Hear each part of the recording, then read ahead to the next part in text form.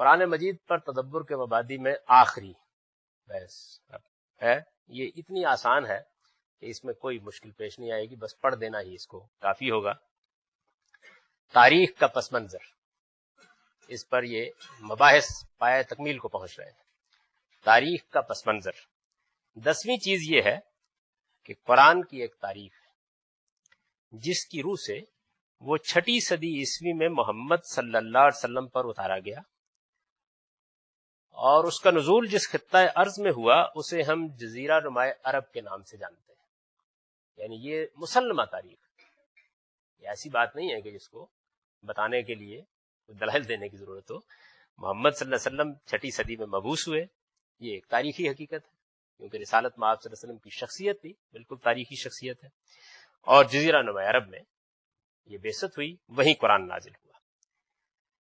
یہ تاریخ بتاتی ہے، اور ظاہر ہے کہ یہ بتاتی ہے تو ایک بڑی فطری بات بتاتی ہے. ایسا ہونا چاہیے تھا کہ محمد صلی اللہ علیہ وسلم نے بھی اس کا مدعا جہاں ضرورت محسوس ہوئی لوگوں پر واضح کیا.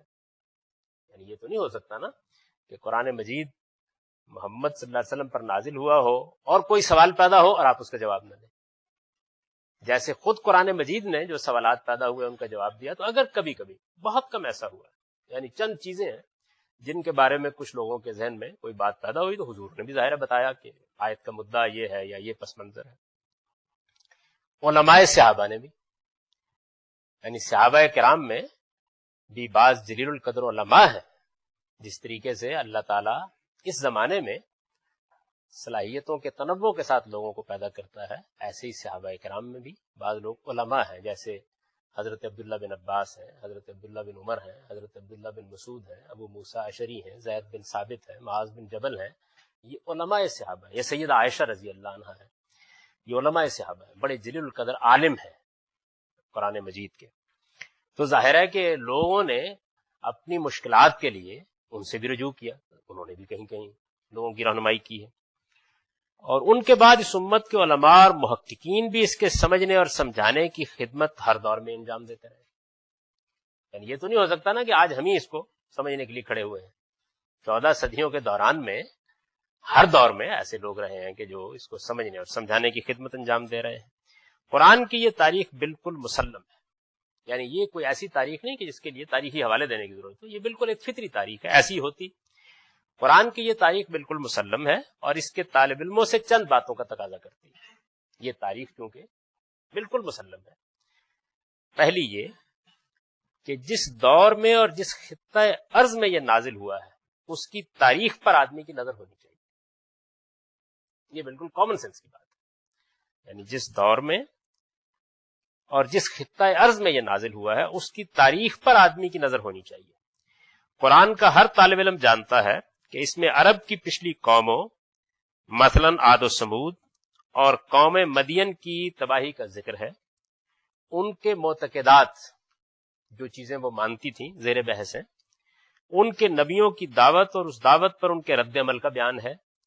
سیدنا ابراہیم کے عرب میں آنے، اپنے فرزند اسماعیل کو قربانی کے لیے پیش کرنے اور بیت اللہ کی تعمیر کی حکایت ہے. عرب کے تمدنی، اخلاقی، معاشرتی اور معاشی حالات پر ان کا جو اثر ہوا اس کی طرف اشارات ہے. ایسا ہوگا نا، جب بھی کوئی زندہ کلام ہوگا تو وہ آخر ایک پس منظر میں بات کر رہا ہوگا. بعد میں قریش نے ان کے دین میں جو تحریفات کی، یعنی سیدنا ابراہیم علیہ السلام کے دین میں جو تحریفات کی، توحید کے مرکز بیت الحرام کو ان کے بعد جس طرح ایک بت خانے میں بدلا اور اس کے نتیجے میں جو بدعتیں اور رسوم وجود میں آئیں، ان کا حوالہ ہے. اسی طرح زمانہ نزول کے حالات، واقعات، سیاسی رجحانات، مذہبی عقائد اور تصورات زیر بحث آئے ہیں. ان سب باتوں کو، زندہ انسانوں کو مخاطب کیا گیا ہے. ان سب باتوں کو سمجھنے کے لیے ضروری ہے کہ قرآن کے الفاظ اور اس کے نظم کی حکومت، قرآن کے الفاظ اور اس کے نظم کی، اس کے سیاق و سباق کی حکومت پوری طرح قائم رکھتے ہوئے اس دور کی تاریخ سے جس حد تک بھی وہ میسر آ سکتی ہو پوری طرح استفادہ کیا.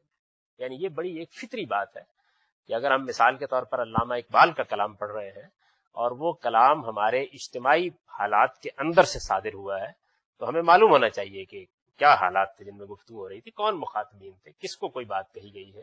تو اس تاریخ سے ہم جتنے واقف ہوں گے اتنا زیادہ ہمارا ویژن بہتر ہوگا معاملے کا. لیکن قرآن مجید کے الفاظ کی حکومت قائم رہے گی. یعنی ایسا نہیں ہوگا کہ آپ ایک واقعہ پکڑ کے قرآن مجید کے منہ میں ڈال دیں. قرآن اس کو یا قبول کرے گا یا رد کر دے گا، معلوم ہو جائے گا اس کے بارے میں.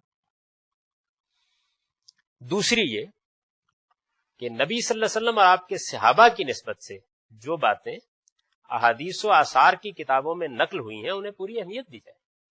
ظاہر ہے کہ وہ خدا کے پیغمبر ہیں، ان پر قرآن نازل ہوا ہے اور صحابہ کرام نے ان سے تربیت پائی ہے. تو اگر کوئی چیز ان کی سمجھائی ہوئی مل جاتی ہے، بڑی قیمتی دولت ہے. دوسری یہ کہ نبی صلی اللہ علیہ وسلم اور آپ کے صحابہ کی نسبت سے جو باتیں احادیث و آثار کی کتابوں میں نقل ہوئی ہیں انہیں پوری اہمیت دی جائے.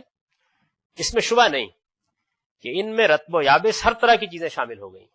یعنی اس میں ایک بڑا حادثہ یہ ہوا ہے کہ بے شمار ادھر ادھر کی کہانیاں، قصے بھی ان کے نام منسوب ہو گئے. یہ ہے حادثہ، یہ بالکل ٹھیک ہے. اور روایت بالمعنی نے بھی باتوں کو کچھ سے کچھ بنا دیا ہے. یعنی ایسا نہیں ہوا کہ بات جیسے کہی گئی انہی الفاظ میں بیان کر دی گئی، بلکہ ہر شخص نے اپنے فہم کے مطابق اس کو بیان کیا آگے. تو اس سے بھی بات کچھ سے کچھ بعض جگہوں پہ بن گئی ہے. لیکن اہل نظر جانتے ہیں کہ جہاں خزف ہیں وہاں جواہر ریزوں کی بھی کمی نہیں ہے. خزف ٹھیکریاں، یعنی جہاں پر ٹھیکریاں ہیں وہاں موتیوں کی بھی کمی نہیں ہے. جب آپ اس سارے ذخیرے کو دیکھتے ہیں، شرط یہی ہے کہ آدمی جواہر ریزوں میں اور خزف ریزوں میں فرق کرنے کی صلاحیت رکھتا ہو. یعنی یہ ضروری ہے.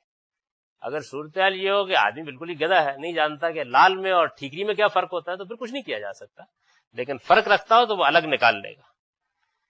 اس معاملے میں صحیح رویہ کیا ہونا چاہیے، یعنی کیا رویہ اختیار کرنا چاہیے سارے ذخیرے کے بارے میں؟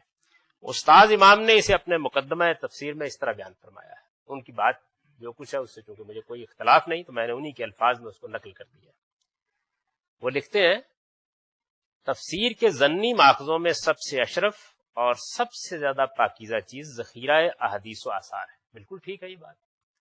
اگر ان کی صحت کی طرف سے یعنی ان کے صحیح ہونے کے معاملے میں پورا اطمینان ہوتا تو تفسیر میں ان کی وہی اہمیت ہوتی جو اہمیت سنت متواترہ کی بیان ہوئی ہے. بھئی اگر بالکل واضح ہو جاتا کہ یہ بات رسول اللہ نے فرمائی ہے تو پھر کس کا ارادہ ہے کہ وہ اس میں اپنی زبان کھولے. لیکن ان کی صحت پر اس طرح کا اطمینان کیونکہ نہیں کیا جا سکتا، اس وجہ سے ان سے اسی حد تک فائدہ اٹھایا جا سکتا ہے جس حد تک یہ ان قطعی اصولوں سے موافق ہوں جو اوپر بیان ہوئے ہیں. انہوں نے بھی اپنے یہاں بیان کیے ہیں اور یہاں بھی میں نے یہ عبارت وہیں نقل کی ہے جہاں وہ سارے اوپر اصول بیان ہو چکے ہیں. جو لوگ احادیث و آثار کو اس قدر اہمیت دیتے ہیں کہ ان کو خود قرآن پر بھی حاکم بنا دیتے ہیں، وہ نہ تو قرآن کا درجہ پہچانتے ہیں نہ حدیث کا. برعکس اس کے جو لوگ احادیث و آثار کو سرے سے حجت ہی نہیں مانتے، وہ اپنے آپ کو اس روشنی ہی سے محروم کر لیتے ہیں جو قرآن کے بعد سب سے زیادہ قیمتی روشنی ہے. یعنی یہ ہے اصل میں اعتدال کا وہ مقام اس سے استفادہ کرنے کے لیے.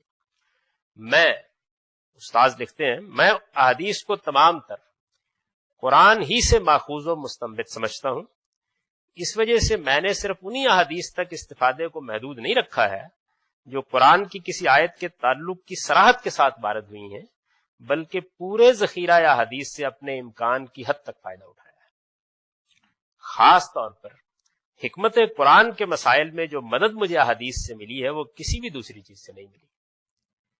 اگر کوئی حدیث مجھے ایسی ملی ہے جو قرآن سے متصادم نظر آئی ہے تو میں نے اس پر ایک عرصے تک توقف کیا ہے اور اسی صورت میں اس کو چھوڑا ہے جب مجھ پر یہ بات اچھی طرح واضح ہو گئی ہے کہ اس حدیث کو ماننے سے یا تو قرآن کی مخالفت لازم آتی ہے یا اس کی ضد دین کے کسی اصول پر پڑتی ہے. جہاں تک صحیح حدیث کا تعلق ہے اس کی نوبت بہت کم آئی ہے کہ ان کی موافقت قرآن سے ہو ہی نہ سکے. لیکن اگر کہیں ایسی صورت پیش آئی ہے تو وہاں میں نے بہرحال قرآن مجید کو ترجیح دی ہے اور اپنے وجوہ ترجیح تفصیل کے ساتھ بیان کر دی. یعنی یہ ان کا موقف ہے اس معاملے میں اور میرے نزدیک یہی صحیح ترین موقف ہے. یعنی اس میں آپ ایک جانب جائیں تو تب بھی حد اعتدال سے تجاوز کریں گے، دوسری جانب جائیں تو تب بھی قرآن کی حاکمیت قائم رہنی چاہیے.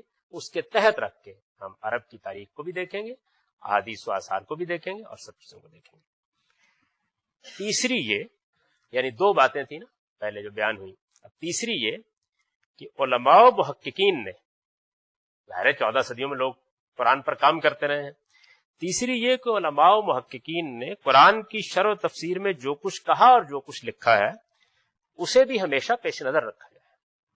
یعنی جب آدمی قرآن مجید پر کام کر رہا ہو یا آج کے زمانے میں تحقیق کر رہا ہو تو جو پہلے لوگ اس پہ کام کر چکے ہیں، یعنی یہ ایسے ہی ہے کہ آپ سائنس پر کام کریں، آپ کہیں کہ مجھے کیا ضرورت ہے آئنسٹائن اور نیوٹن کو دیکھنے کی.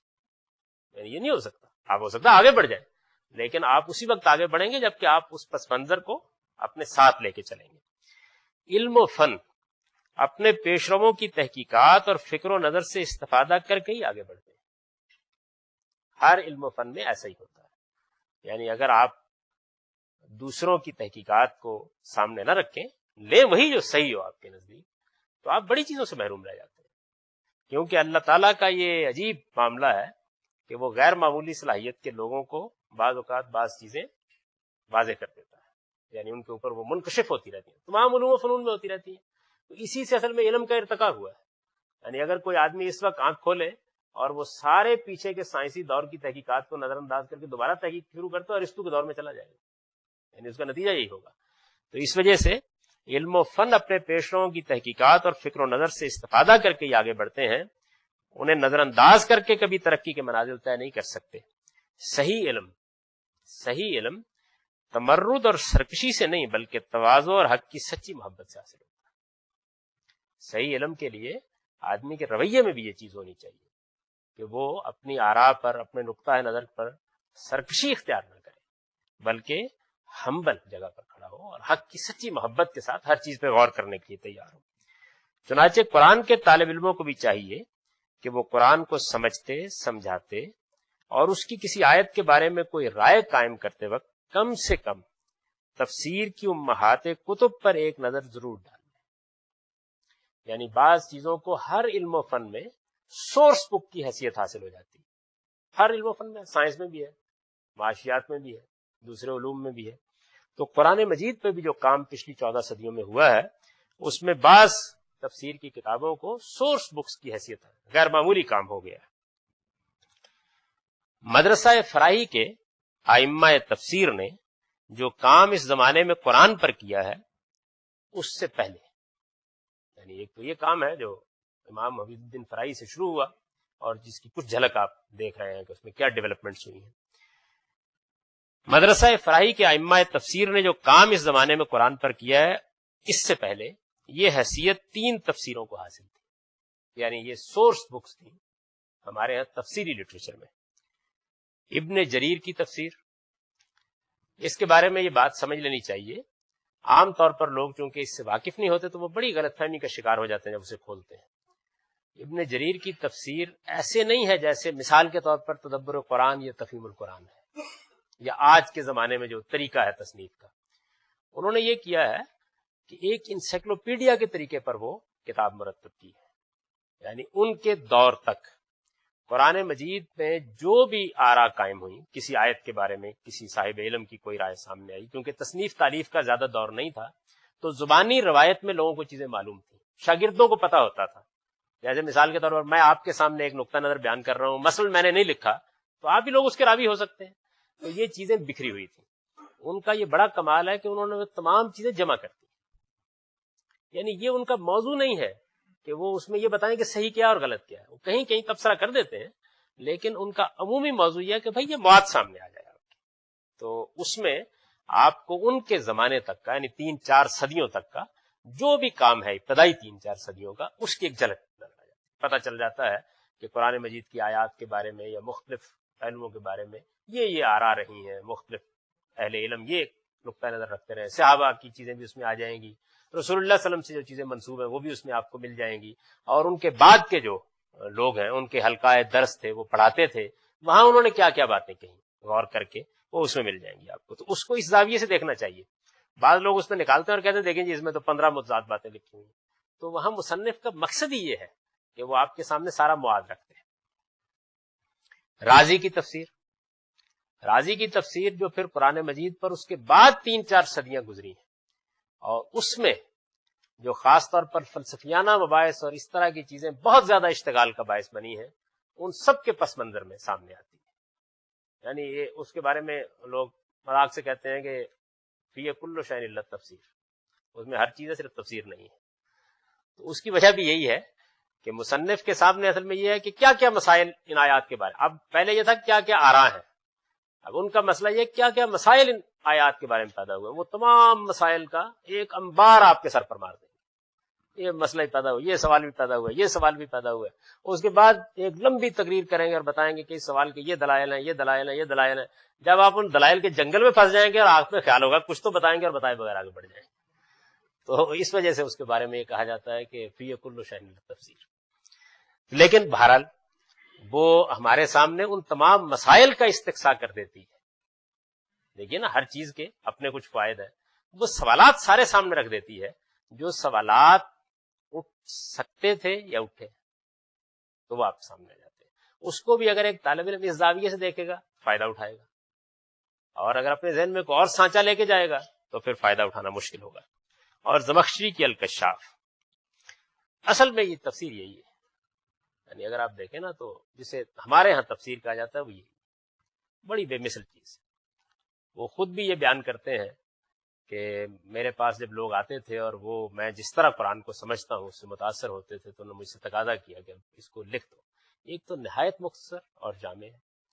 وہ طریقہ نہیں اختیار کیا گیا کہ سارے اقوال اور آراء بیان کی جائے.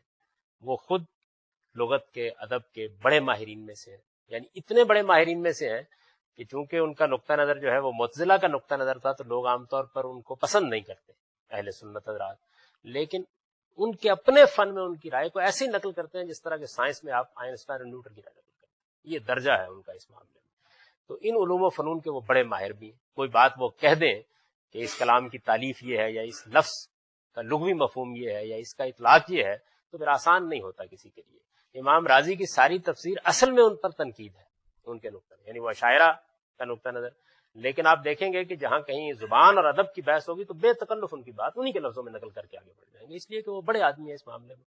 دوسرا یہ ہے کہ وہ کلام کے نظم کو سامنے رکھ کر یعنی ایک بات کو واضح کرنے کی کوشش کرتے ہیں اور نہایت مختصر طریقے کے اوپر متن کے قریب رہ کر اپنی بات بیان کر دیتے ہیں. بس ایک ہی چیز ہے جو میری کبھی سمجھ میں نہیں آ سکی. ایک یہ کہ معتزلی ہے لیکن اس کے ساتھ غالی حنفی. تو ایسے ہوتا ہے کہ امام ابو حنیفہ کا نقطہ نظر جو ہے وہ اکثر اچھا ہی ہوتا ہے لیکن معلوم یہ تھا کہ بے سوچے سمجھے نقل کریں گے. یعنی یہ عجیب معاملہ ہے. اور دوسرا یہ کہ سورہ کی تفسیر مکمل ہوگی جیسے ہی تو آخر میں وہ جو گھڑی ہوئی موضوع روایتیں ہیں ان میں سے ایک روایت آ جائے گی کہ اگر سورہ مائدہ کو آپ نے پڑھا تو اس کے نتیجے میں 10 حج کا ثواب مل جائے گا. یعنی اتنے بڑے آدمی اور اتنے عقلی آدمی کی یہ دونوں باتیں جو ہیں یہ بالکل سمجھ میں نہیں. یعنی ان کی تفسیر کا معاملہ یہ ہے کہ شاید ہر چیز قرآن کے معاملے میں میز سے اٹھانی ممکن ہو جائے لیکن وہ نہیں اٹھائی جا سکتی، اس درجے کی چیز ہے. لیکن یہ مسئلہ ہے. اب میں نے اس کو تھوڑا سا تعارف بھی کرا دیا ہے. اس میں جو کچھ آپ کو بتایا ہے اسی کو یہاں چند جملوں میں لکھ دیا ہے. سلف کے اقوال سب ابن جریر میں جمع ہے. یعنی آپ پہلی 3-4 صدیوں میں لوگوں نے کیا سوچا جاننا چاہتے ہیں اپنے سلف نے، ہمارے جو بزرگ تھے. سلف کے اقوال سب ابن جریر میں جمع ہے. علم کلام اصل میں وہ فن ہے جس میں فلسفیانہ سوالات کو مذہب سے متعلق کر کے بحثیں کی گئیں. علم کلام کی کیل و کال راضی کی تفسیر کبیر میں مل جاتی ہے، یہ اوپر بیان ہو چکا. نحو و اعراب کے مسائل الکشاف میں دیکھ لیے جا سکتے ہیں. ان کا خاص موضوع چونکہ زبان اور یہ چیزیں ہیں تو وہ یہی تفسیریں ہیں جنہیں اس فن کی امہات کہا جا سکتا ہے. یعنی تدبر قرآن سے پہلے اصل میں جتنی تفسیریں ان کے علاوہ لکھی گئی ہیں وہ ان کو سامنے رکھ کے لکھی جاتی ہیں.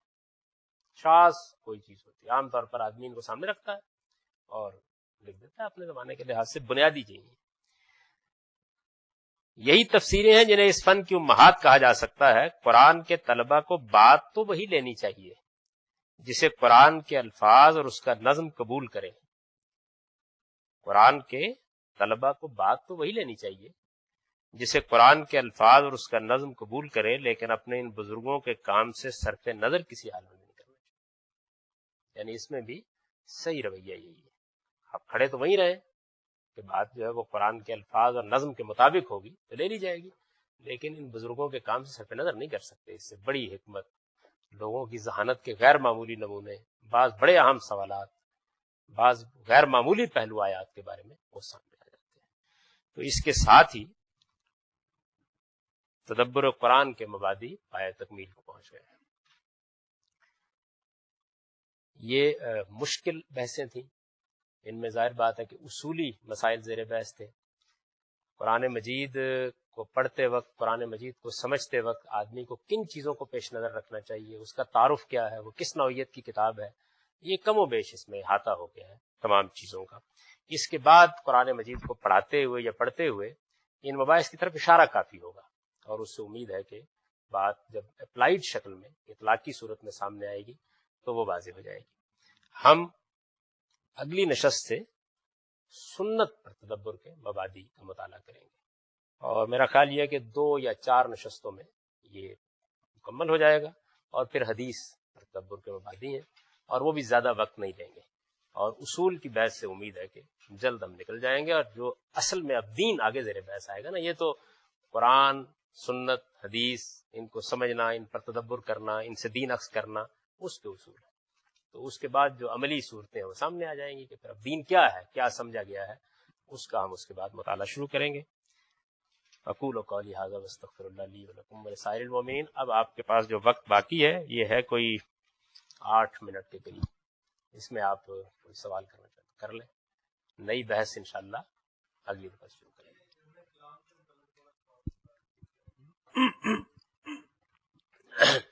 جب لوگوں نے یونان کا فلسفہ پڑھا تو ظاہر ہے کہ اس سے اللہ تعالیٰ کے بارے میں، کائنات کے بارے میں بعض فلسفیانہ سوالات سامنے آئے، مذہب، وحی، اس کا باہمی تعلق، ان چیزوں کے بارے میں. تو ان سوالات کے جواب میں بہت سے مسلمانوں کے اندر ایسے لوگ پیدا ہوئے جنہوں نے ان علوم کا بڑا گہرا مطالعہ کیا، اور پھر جو مقدمات ان علوم سے سامنے آئے تھے، جو پریمیسز انہوں نے قائم کر دیے تھے، ان کو سامنے رکھ کر انہوں نے ان سوالوں کا جواب دیا. تو یہ جو فن ہے اس کو علم کلام کہتے ہیں.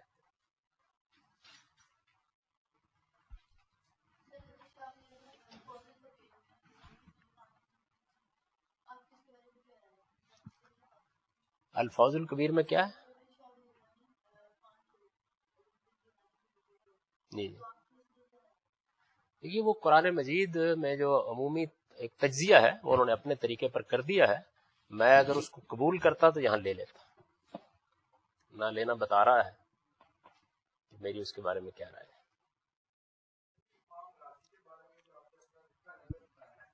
امام راضی کے بارے میں تو میں نے اپنا کوئی نقطہ نظر نہیں بتایا، میں نے ان کی تفسیر کا تعارف کرایا.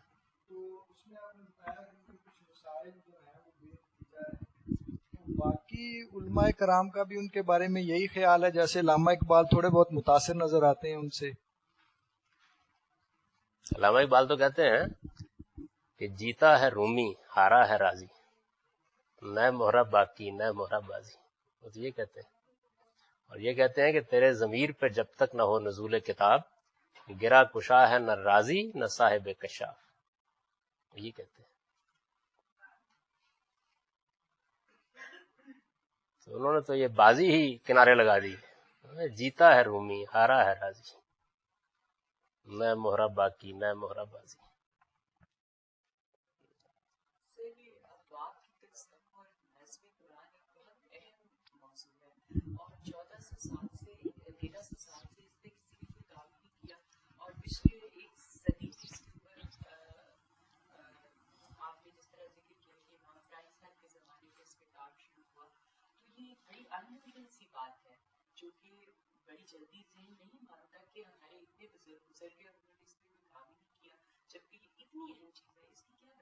یہ ایسا نہیں ہے، کام لوگ کرتے رہے، یعنی کام کرتے رہے ہیں. آپ یہ کہیے کہ یہ حقیقت دریافت ہونے میں وقت لگ گیا بہت. کام تو زمخشری نے بھی اصرار کیا ہے اس بات پر کہ وہ قرآن کے نظم کو سامنے رکھ کر تفسیر لکھ رہے ہیں. امام راضی تو بعض موقعوں کے اوپر اپنی تفسیر میں جذباتی ہو جاتے ہیں، یعنی بعض جگہوں کے اوپر انہوں نے اس طرح کی عبارتیں لکھ دی ہیں کہ جو لوگ قرآن مجید میں نظم کو نہیں مانتے وہ مجھے بتائیں کہ پھر وہ یہاں کیا کہتے ہیں، یعنی اس طرح سے. تو ایسا نہیں ہے کہ اس کو اصول میں لوگ نہیں مانتے، یہ دریافت. اب آپ کا سوال کا جواب یہ ہے کہ ایسا کیوں نہیں ہو سکا، تو اس کا 2 لفظوں میں جواب یہ ہے کہ ہماری امت میں شاید 2 یا 3 لوگوں کے سوا قرآن کبھی موضوع نہیں بنا علم تحقیق. اصل مسئلہ جو ہے وہ یہ ہے، اصل حادثہ یہ ہوا ہے.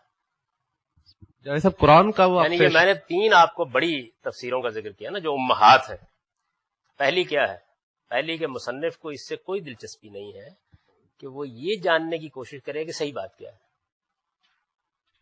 یعنی یہ کوئی عیب نہیں ہے، اس نے اپنا ایک دائرہ مقرر کر لیا. وہ دائرہ یہ ہے کہ جو لوگ کہہ رہے ہیں میں سب جمع کر دوں گا. اب آپ جانے، آپ کا کام جانے. یعنی انہوں نے تو مواد جمع کر کے آپ کے سامنے رکھ دی. اچھا، اس کے بعد آپ دیکھیے کہ جو بڑی شہرت جس کو حاصل ہوئی ہے ابن کثیر جو اس کے بعد ہے، تو وہ کچھ نہیں ہے مگر یہ کہ ابن جریر کا انہوں نے خلاصہ کر دیا. یعنی ابن جریر میں لاتائل مواد تھا، انہوں نے ایک تو جو زیادہ موضوع چیزیں تھیں وہ رکھ لیں اس کے اندر، اور دوسرے یہ کہ جو قصے اسرائیلیات تھیں ان کو کم کر دیا اور مختصر ہو گئی، چنانچہ وہ 10-12 جلدوں سے 4 پر آ گئی. تو یہ ان کے بھی کام کی نوعیت اس معاملے میں، یعنی موضوع بنا کے اس کو وہ کام کریں اس کے اوپر، یہ ان کا نہیں ہے. اس میں اگر آپ کہہ سکتے ہیں سر زمخشری بس، اور انہوں نے کیا ہے تو بہت سی حقیقتیں دریافت بھی کی ہیں. قرآن مجید کا یہ ہو کہ ایک کتاب کے اوپر تو اصل میں سینکڑوں لوگوں کو کام کرنا چاہیے تھا. امام فرائی صاحب جو ہیں ان کا پہلا جو کمال ہے وہ یہ ہے کہ انہوں نے اس کو موضوع بنایا. ایک بات. دوسری بات یہ ہے کہ جن لوگوں نے، جن 2-4-10 لوگوں نے موضوع بنایا بھی، وہ بدقسمتی سے ادبی ذوق رکھنے والے لوگ نہیں تھے، اور قرآن ایک ادب پا رہا ہے. یعنی جو دوسری چیز ہے، ان کا بالکل پس منظر دوسرا ہے. یہ اصلاً ادب کے پس منظر کے آدمی مولانا فیضل حسن کے شاگرد ہیں، جو عربی ادب میں خود ایک، یعنی یوں سمجھ لیجئے کہ غیر معمولی نابغہ ہیں. تو ان سے انہوں نے جب عربی ادب پڑھا ہے، ان کا اصل موضوع تو قدیم جاہلی کلام تھا، تو یہ جو زبان کے پہلو ہیں یہ بہت نمایاں ہو گئے ان کے اوپر. پھر انہوں نے مزید کام کیا اس کے اوپر، اور خود بہت اچھا بڑا غیر معمولی ادبی ذوق رکھتے ہیں. تو دوسری چیز یہ باعث بن گئی. ان کا معاملہ تو یہ ہے کہ ان کے استاد شبلی ان کو کہتے رہے کیا ناممکن کام لے کے بیٹھ گئے ہو تم، لیکن وہ بس ہر دنیا کی چیز سے بے نیاز ہو کر لگے رہے اس معاملے میں. تو ہمارے ہاں جو علمی کام ہے اس کی تاریخ یہ ہے کہ لوگوں نے خیال کیا کہ قرآن تو ہے ہمارے پاس، تو پہلی 2-3 صدیوں میں تو زیادہ تر لوگوں کو اشتغال علماء کو 2-3 صدیوں میں حدیث سے رہا، اور یہ بالکل نیچرل بات تھی. اس کی وجہ یہ ہے کہ قرآن تو پاس موجود تھا. ان کا اس کو دیکھ لیں گے بعد میں، رسول اللہ صلی اللہ علیہ وسلم نے جو کچھ کہا ہے وہ بکھرا ہوا ہے، اس کو جمع کر لیں. تو آپ دیکھیں نا کہ پہلے دور میں زیادہ تر لوگوں کے اشتغال کی یہ. دوسرے جو لوگ ہیں، آپ پہلے دور کے لوگوں کو پڑھیں، کیا آپ امام شافعی کو بطور ایک مفسر قرآن کے جانتے ہیں؟ امام ابو حنیفہ کو اس حیثیت سے جانتے ہیں، امام شافعی کو اس حیثیت سے جانتے ہیں، بخاری کو، مسلم کو، ان لوگوں کو اس حیثیت سے جانتے ہیں. یعنی جو بہت بڑے بڑے لوگ ہیں ان کے اشتغال کا موضوع حدیث ہے اور یا پھر قانون ہے. اس لیے کہ ایک بہت بڑی سلطنت قائم ہو گئی، اتنی بڑی سلطنت قائم ہو گئی کہ انسانی تاریخ میں اتنی بڑی سلطنت قائم نہیں ہوئی تھی، اس کو چلانا تھا. تو دنیا کے اندر جس علم کی قدر و قیمت ہوتی ہے لوگ اس کی طرف لپکتے ہیں. حدیث کی قدر و قیمت کا عالم بھی یہ تھا کہ جو کوئی حدیث کو جمع کرنے والا آدمی ہوتا تھا لوگ اس کے پاؤں میں پلکیں بچھاتے تھے، کیونکہ جہاں اس طرح کا کوئی شخص آ جاتا تھا وہ کہتا میرے پاس رسول اللہ کی فلاں بات ہے. اب دیکھیں نا بڑی فطری چیز ہے. قرآن تو لوگوں نے بغل میں دابا ہوا موجود تھا ان کے پاس، انہوں نے کہا یہ تو ہے ہمارے پاس. تو جو لوگ حدیث کو تلاش کرنے کے لیے نکلے ان کو بڑی غیر معمولی اہمیت حاصل ہوئی. پھر اس کے بعد جن لوگوں نے قانون پر کام کیا، اس لیے کہ بڑی سلطنت تھی، تو آپ دیکھیں سارے بڑے بڑے لوگ جو ان کا اصل موضوع وہی ہے. تو ہماری پہلی 4-5 صدیاں جو ہیں ان میں لوگوں کا اصل اشتغال رہی رہا. اور بعد میں تو پھر آپ دیکھیے کہ چند لوگ ہیں کہ جن کو پھر کچھ علمی شعور یا ذوق کا معاملہ ہوا، پھر سلطنت بن گئی تو پھر بابر بعیش کوش کے عالم دوبارہ نہیں، صورتحال ہی بالکل تبدیل ہو گئی. تو اس لیے یہ اس طرح کا معاملہ نہیں ہے کہ بے شمار لوگ 14 صدیوں میں بیٹھ گئے اور بہت اہلیت رکھنے والے بیٹھ گئے اور پھر کچھ نہیں ہوا. یعنی ایسا نہیں، لوگوں کی توجہ کا موضوع ہی نہیں بنا. جناب وقت ہو گیا تو انشاءاللہ اب ہم سنت کے باب میں داخل ہو جائیں گے. یہ بات اصولوں میں بات ہی پورا ہو جائے.